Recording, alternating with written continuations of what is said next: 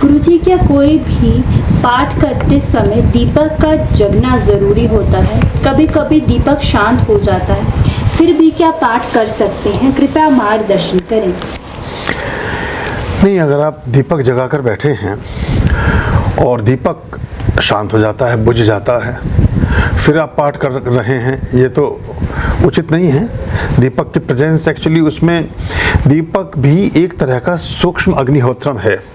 दीप यज्ञ आप कर रहे हैं, जो भी आप जाप, जो भी आप पाठ, जो भी आप पारायण कर रहे हैं मंत्रों का, उन मंत्रों के साथ साथ कलावे की बत्ती घी में भीगी हुई गौघृत के साथ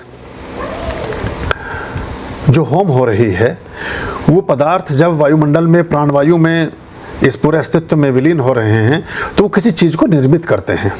वो सुगंधी उन पदार्थों का भस्मीभूत होना, उसका अग्नि के साथ स्वाहा हो जाना और उसका वायुमंडल में बिखर जाना, वो बहुत विशिष्ट ऊर्जाओं को अपनी तरफ आमंत्रित करता है। और इसी बीच आप कुछ मंत्र ऐसे बोल रहे हैं जो विशिष्ट देवी देवताओं के हैं, और वो विशिष्ट देवी देवता उस सुगंध पर या उस घी की जोत पर या उस तेल की जोत पर या उस इत्र या परफ्यूम या जो भी आपने यूज़ किया है, रूह की हम बात करते हैं, रूह पर या किसी भी प्रकार की सुगंध पर वो आकर्षित होता है। और वो आकर्षण अभी आपने प्रारंभ ही किया और उस बीच में आपका दिया शांत हो गया, तो वो फिर ठीक नहीं है, क्योंकि वो पाठ आपका फिर बीच में माना जाएगा। ऐसा मानिए आपने किसी को पंगत में किसी को बिठाया और एक पूरी परोसने के बाद आप चले गए कहीं और, तो वो ना भूखा रहा ना छका रहा। तो कम से कम जब तक आप पाठ करें तब तक तो जगा कर ही रखें, या फिर बिना जोत के ही पाठ करें। कुछ अलग पाठ होते हैं जिसमें आप फिर जोत नहीं जगाएंगे, लेकिन प्रारंभ से ही फिर आप ऐसे ही बैठ करके पाठ करेंगे, फिर वो पाठ उस तरह के होते हैं।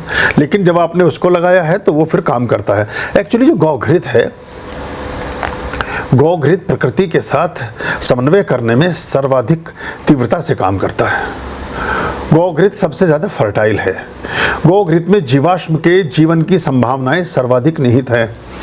अभी हमारे यहाँ थोड़ा टेम्परेचर जब अप हो रहा है, या और लोग भी जब यूज़ कर रहे होंगे, तो उसमें आप देख रहे होंगे कि उसमें अमीबा और पैरामीशियम की तरह कुछ जीव बनने लगे हैं। एक सलाइवा, एक थोड़ा सा एक रेशा टाइप का एक रफेज दिए में निर्मित होने लगा है।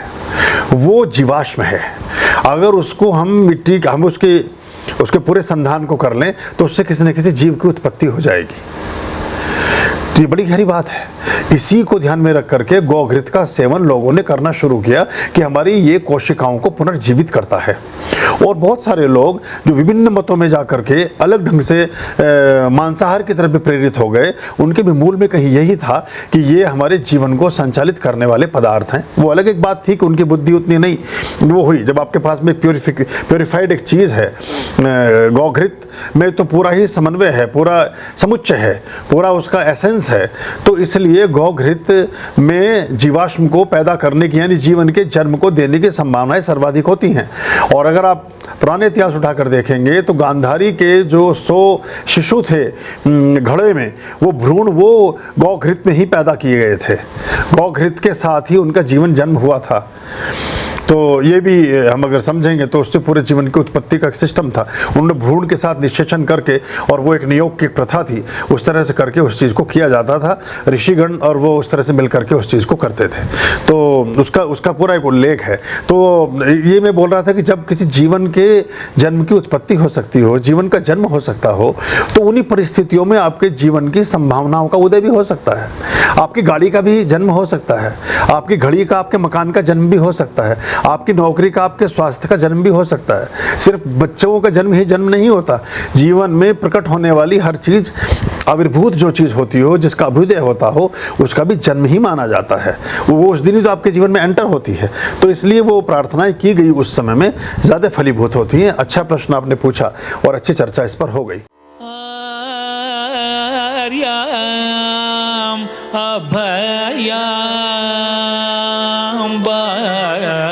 भज रे